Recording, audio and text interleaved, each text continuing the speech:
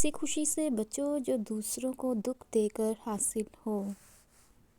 کچھ باتوں کا جواب صرف خاموشی ہوتی ہے، اور خاموشی بہت بہترین جواب ہے۔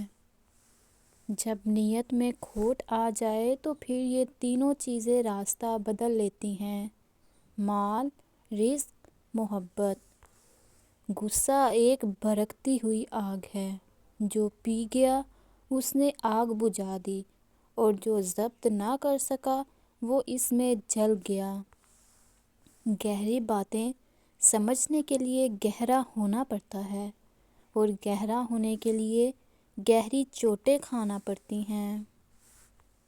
دولت کی اصل خوبی یہ ہے کہ وہ انسان کے پاس ہمیشہ نہیں رہتی، اور اگر رہ جائے تو انسان نہیں رہتا۔